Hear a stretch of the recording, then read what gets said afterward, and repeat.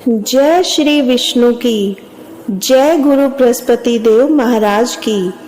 आइए आज हम आपको सुनाएंगे गुरुवार के व्रत की पवित्र कथा, जो सभी संकट को हर लेती है और जीवन में सुख समृद्धि लेकर आती है। प्राचीन समय की बात है। एक बड़ा प्रतापी तथा दानी राजा था। वह प्रत्येक गुरुवार को व्रत रखता एवं पूजा करता था। यह उसकी रानी को अच्छा न लगता। वह न व्रत करती, न ही किसी को एक भी पैसा दान में देती। राजा को भी ऐसा करने से मना किया करती। एक समय की बात है, राजा शिकार खेलने वन को चले गए। घर पर दासी और रानी थी। उस समय गुरु बृहस्पति साधु का रूप धारण कर राजा के दरवाजे पर भिक्षा मांगने आए। साधु ने रानी से भिक्षा मांगी तो वह कहने लगी, हे साधु महाराज, मैं इस दान और पुण्य से तंग आ गई हूँ। आप कोई ऐसा उपाय बताएं जिससे यह सारा धन नष्ट हो जाए और मैं आराम से रह सकूं।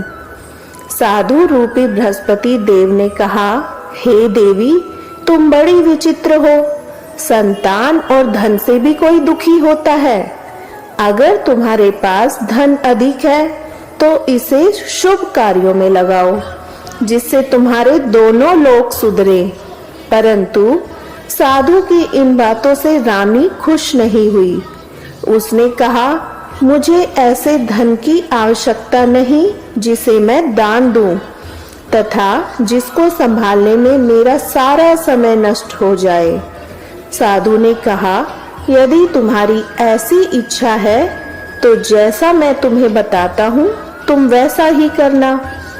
बृहस्पतिवार के दिन तुम अपने घर को गोबर से लीपना, अपने केशों को पीली मिट्टी से धोना, केशों को धोते समय स्नान करना, राजा से हजामत बनाने को कहना, भोजन में मांस मदिरा खाना, कपड़ा धोबी के यहाँ धुलने डालना।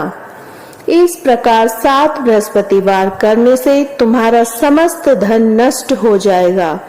इतना कहकर साधु बने बृहस्पति देव अंतर्धान हो गए। साधु के कहे अनुसार करते हुए रानी को केवल 3 बृहस्पतिवार ही बीते थे कि उसकी समस्त धन संपत्ति नष्ट हो गई। भोजन के लिए परिवार तरसने लगा।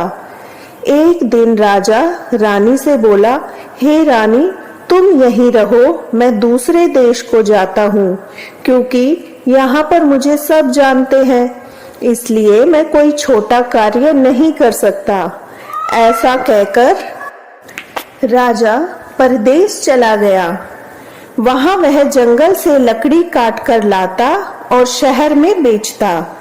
इस तरह वह अपना जीवन व्यतीत करने लगा। इधर राजा के बिना रानी और दासी दुखी रहने लगी।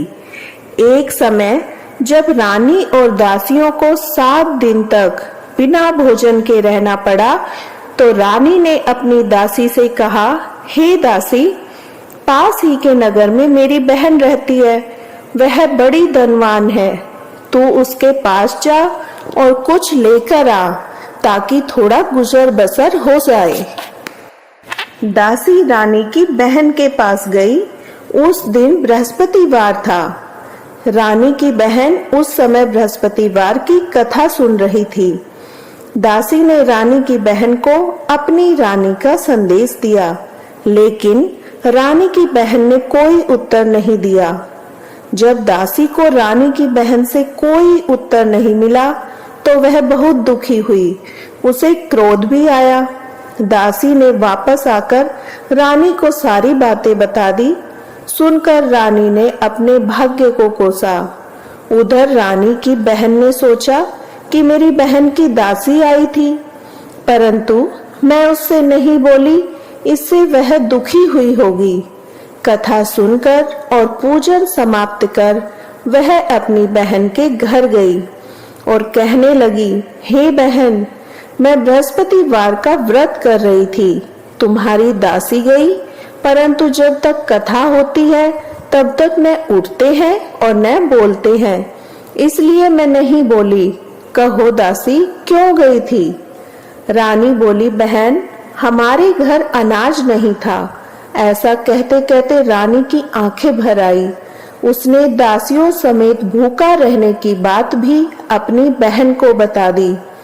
रानी की बहन बोली, बहन देखो, बृहस्पति देव भगवान सबकी मनोकामना पूर्ण करते हैं।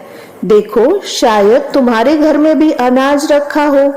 यह सुनकर दासी घर के अंदर गई तो वहां एक अनाज का भरा हुआ घड़ा मिल गया। उसे बड़ी हैरानी हुई, क्योंकि उसने एक एक बर्तन देख लिया था। उसने बाहर आकर रानी को बताया। दासी रानी से कहने लगी, हे रानी, जब हमको भोजन नहीं मिलता तो हम व्रत ही तो करते हैं, इसलिए क्यों ना इनसे व्रत और कथा की विधि भी पूछ ली जाए। हम भी व्रत किया करेंगे। दासी के कहने पर रानी ने अपनी बहन से बृहस्पतिवार व्रत के बारे में पूछा। उसकी बहन ने बताया, बृहस्पतिवार के व्रत में चने की दाल और मुनक्का से विष्णु भगवान का केले की जड़ में पूजन करें तथा दीपक जलाएं, पीला भोजन करें तथा कथा सुने। इससे गुरु भगवान प्रसन्न होते हैं, मनोकामना पूर्ण करते हैं। व्रत और पूजन की विधि बताकर रानी की बहन अपने घर लौट आई। रानी और दासी दोनों ने निश्चय किया कि बृहस्पति देव भगवान का पूजन जरूर करेंगे। 7 रोज बाद जब बृहस्पतिवार आया तो उन्होंने व्रत रखा। घुड़साल में जाकर चना और गुड़ बीन लाई तथा उसकी दाल से केले की जड़ और विष्णु भगवान का पूजन किया। अब पीला भोजन कहाँ से आए? दोनों बड़ी दुखी हुई, परंतु उन्होंने व्रत किया था, इसलिए बृहस्पति देव भगवान प्रसन्न थे। एक साधारण व्यक्ति के रूप में वे 2 थालों में सुंदर पीला भोजन लेकर आए और दासी को देकर बोले, हे दासी, यह भोजन तुम्हारे लिए और तुम्हारी रानी के लिए है, इसे तुम दोनों ग्रहण करना। दासी भोजन पाकर बहुत प्रसन्न हुई। उसने रानी को सारी बात बताई। उसके बाद से वे प्रत्येक बृहस्पतिवार को गुरु भगवान का व्रत और पूजन करने लगी। बृहस्पति भगवान की कृपा से उनके पास धन हो गया, परंतु रानी फिर पहले की तरह आलस्य करने लगी। तब दासी बोली, देखो रानी, तुम पहले भी इस प्रकार आलस्य करती थी।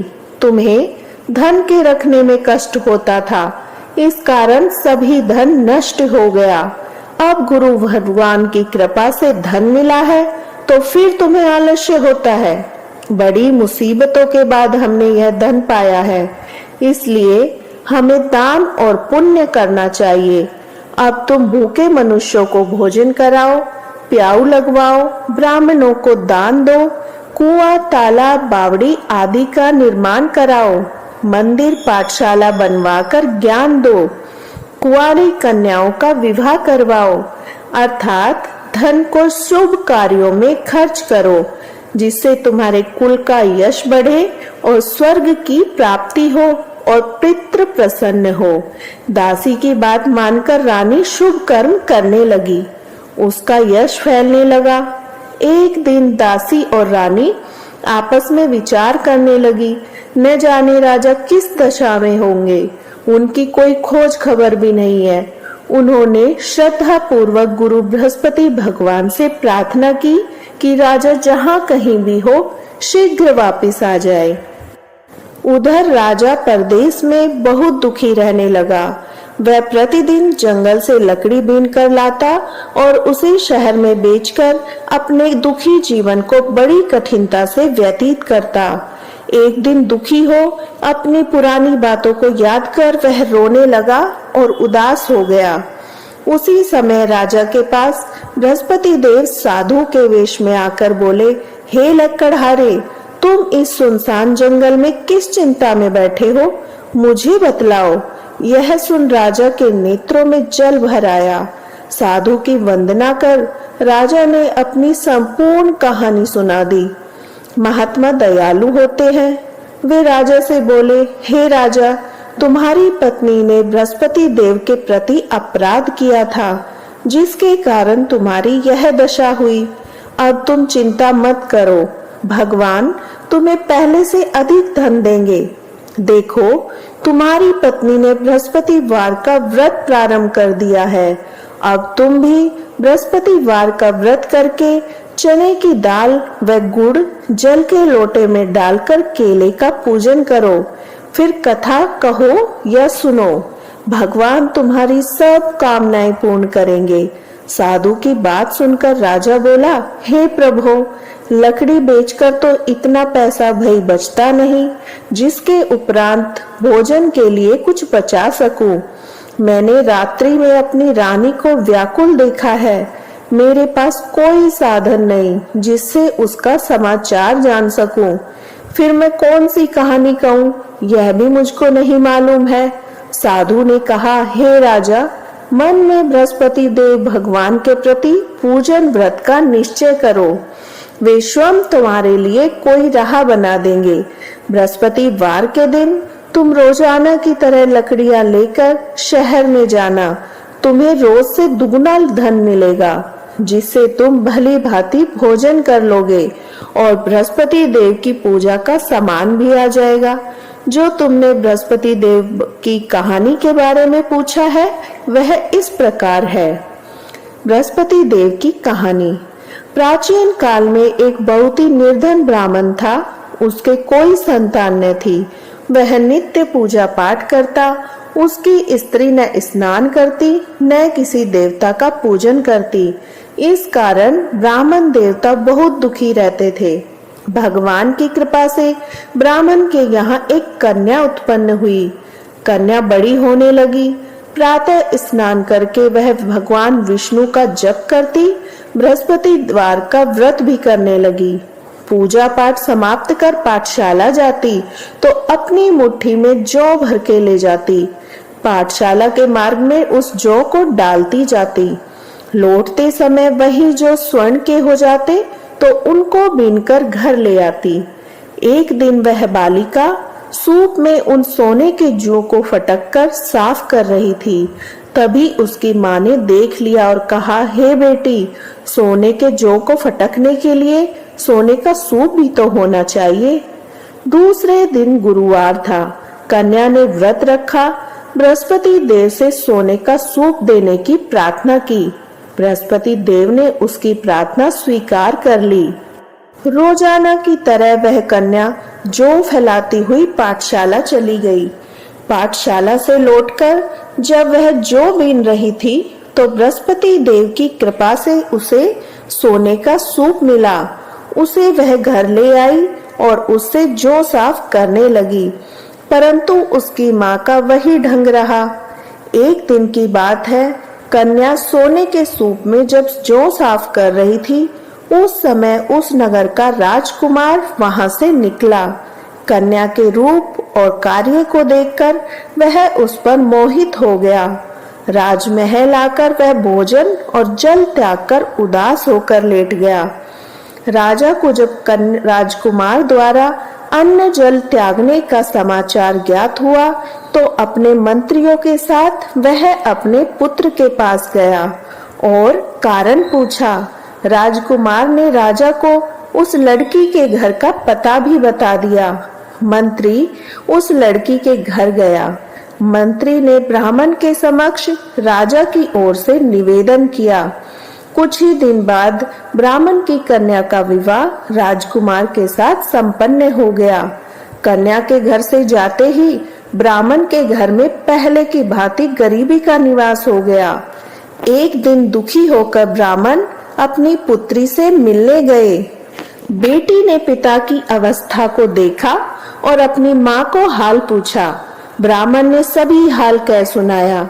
कन्या ने बहुत सा धन देकर अपने पिता को विदा कर दिया, लेकिन कुछ दिन बाद वही हाल हो गया।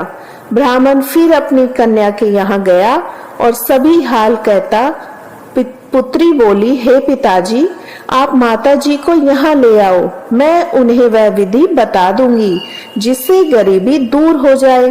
ब्राह्मण देवता अपनी पत्नी को साथ लेकर अपनी पुत्री के पास राजमहल पहुँचे तो पुत्री अपनी माँ को समझाने लगी, हे माँ, तुम प्रातःकाल स्नानादि करके विष्णु भगवान का पूजन करो तो सब दरिद्रता दूर हो जाएगी।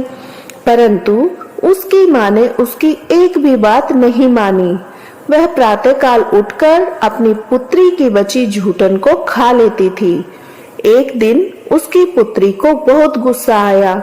उसने अपनी माँ को एक कोठरी में बंद कर दिया। प्रातः उसे स्नान आदि करा के पूजा पाठ करवाया तो उसकी माँ की बुद्धि ठीक हो गई। इसके बाद वह नियम से पूजा पाठ करने लगी।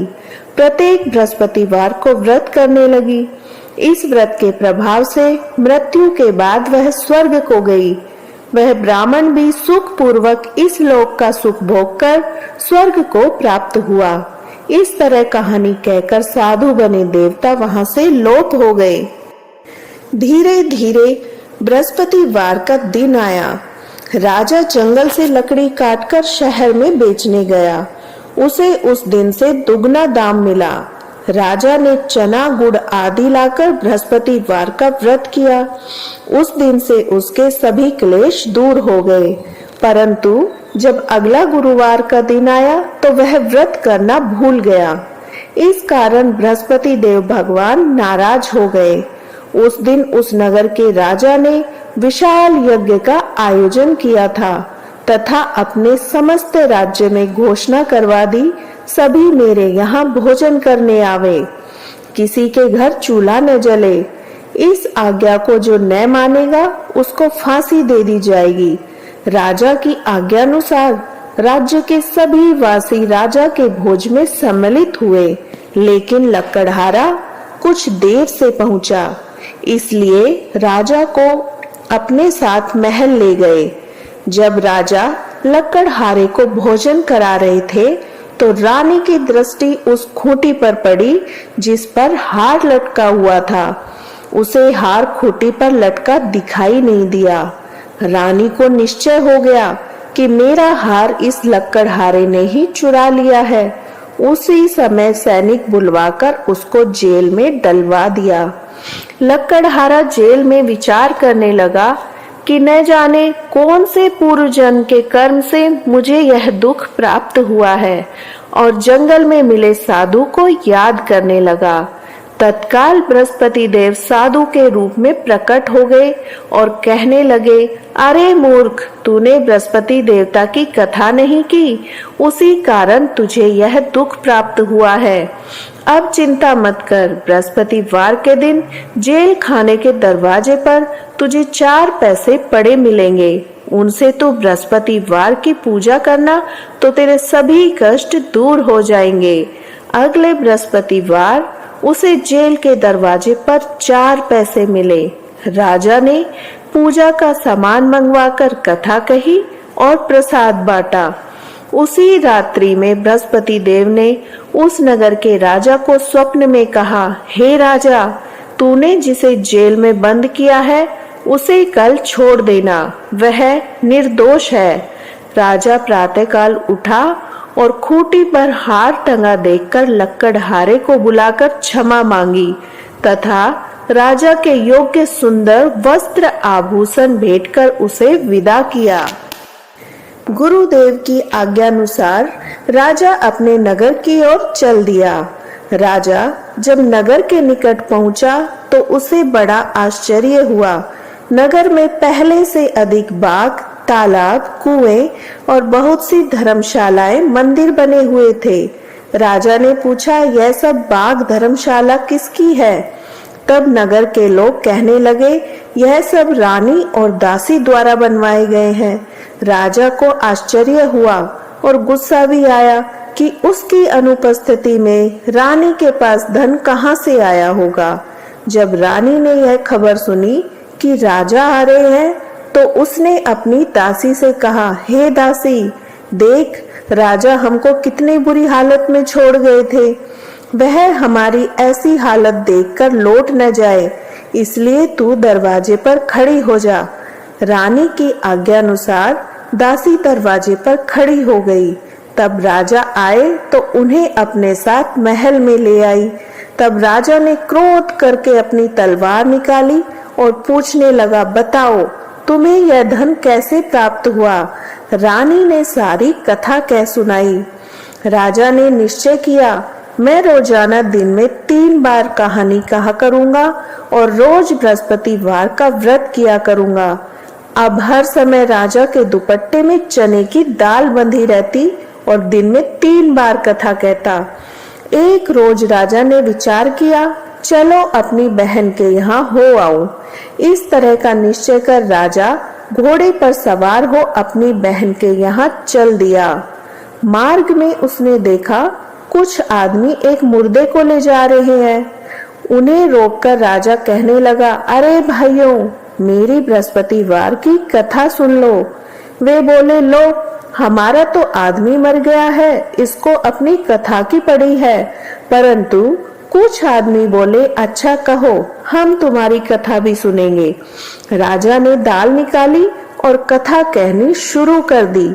तब कथा आधी हुई तो मुर्दा हिलने लगा और जब कथा समाप्त हुई तो राम राम करके वह मुर्दा खड़ा हो गया।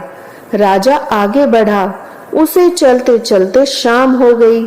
आगे मार्ग में उसे एक किसान खेत में हल चलाता मिला।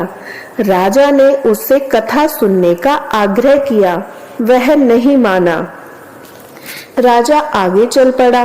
राजा के हटते ही बैल पछाड़ खाकर गिर गए और किसान के पेट में बहुत तेज दर्द होने लगा। उसी समय किसान की माँ रोटी लेकर आई। उसने जब देखा तो अपने पुत्र से सब हाल पूछा। बेटे ने सभी हाल बता दिया। बुढ़िया दौड़ी दौड़ी उस घुड़सवार के पास पहुंची और उससे बोली, मैं तेरी कथा सुनूंगी, तू अपनी कथा मेरे खेत पर चलकर कहना। राजा ने लौटकर बुढ़िया के खेत पर जाकर कथा कही, जिसे सुनते ही बैल खड़े हो गए तथा किसान के पेट का दर्द भी बंद हो गया। राजा अपनी बहन के घर पहुंच गया। बहन ने भाई की खूब मेहमानी की। दूसरी रोज प्रातःकाल राजा जागा तो उस देखने लगा कि सब लोग भोजन कर रहे हैं। राजा ने अपनी बहन से जब पूछा, ऐसा कोई मनुष्य है जिसने भोजन नहीं किया हो, जो मेरी बृहस्पतिवार की कथा सुन ले? बहन बोली, हे भैया, यह देश ऐसा है, यहाँ लोग पहले भोजन करते हैं, बाद में अन्य कोई काम करते हैं। फिर वह कुम्हार के घर गई जिसका लड़का बीमार था। उसे मालूम हुआ उसके यहाँ 3 दिन से किसी ने भोजन नहीं किया है।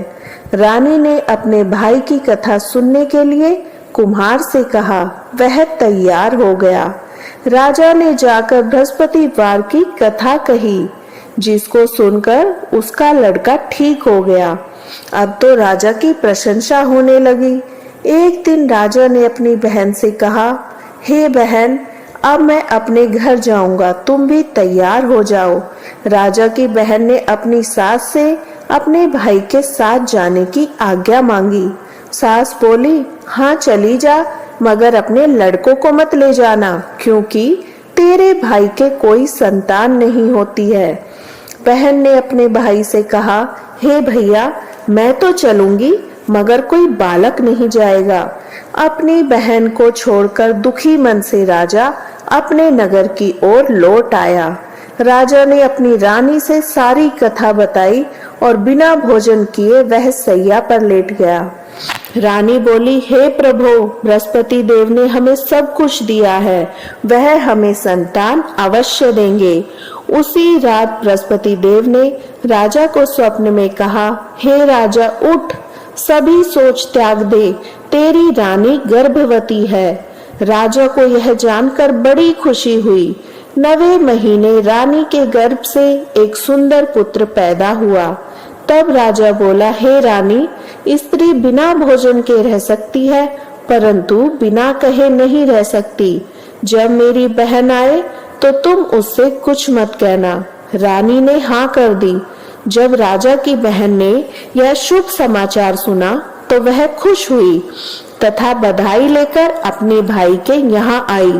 रानी ने तब उसे आने का उलाहना दिया। जब भाई अपने साथ ला रहे थे तब टाल गई, अब उनके साथ ना आई, आज अपने आप भागी भागी बिना बुलाए आ गई। तो राजा की बहन बोली, भाई मैं इस प्रकार न कहती तो तुम्हारे घर औलाद कैसे होती। बृहस्पति देव सभी मनोकामनाएं पूर्ण करते हैं। जो सद्भावना पूर्वक बृहस्पतिवार की कथा पढ़ता है या सुनता है या दूसरों को सुनाता है, बृहस्पति देव उसकी सभी मनोकामनाएं पूर्ण करते हैं, उनकी सदैव रक्षा करते हैं। जो संसार में सद्भावना से गुरुदेव का पूजन और व्रत सच्चे हृदय से करते हैं, उनकी सभी मनोकामनाएं वैसे ही पूर्ण होती है जैसे सच्ची भावना से रानी और राजा ने बृहस्पतिवार की कथा का गुणगान किया तो उनकी सभी इच्छाएं बृहस्पति देव जी ने पूर्ण की। अनजाने में भी बृहस्पति देव की उपेक्षा न करें, ऐसा करने से सुख शांति नष्ट हो जाती है। इसलिए सबको कथा सुनने के बाद प्रसाद लेकर जाना चाहिए।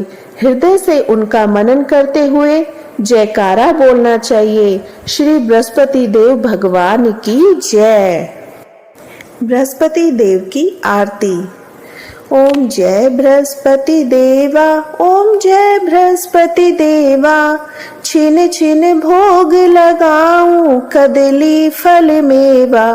ओम जय बृहस्पति देवा, तुम पूर्ण परमात्मा, तुम अंतर्यामी, जगत पिता जगदीश्वर, तुम सबके स्वामी। ओम जय बृहस्पति देवा। चरणामृत निज निर्मल सब पातक हरता, सकल मनोरथ दायक कृपा करो भरता। ओम जय बृहस्पति देवा। तन मन धन अर्पण कर जो जन शरण पड़े, प्रभु प्रकट तब हो करे आकर द्वार खड़े। ओम जय बृहस्पति देवा। दीन दयाल दयानिधि भक्तन हितकारी, पाप दोष सब हरता भव बंधन हारी। ओम जय बृहस्पति देवा। सकल मनोरथ दायक सब संशय हारो, विषय विकार मिटाओ संतन सुखकारी। ओम जय बृहस्पति देवा। ओ कोई आरती तेरी प्रेम सहित गावे, जेठानंद आनंद करे सो निश्चय पावे। ओम जय बृहस्पति देवा, ओम जय बृहस्पति देवा। सब बोलो विष्णु भगवान की जय, बोलो बृहस्पति देव भगवान की जय।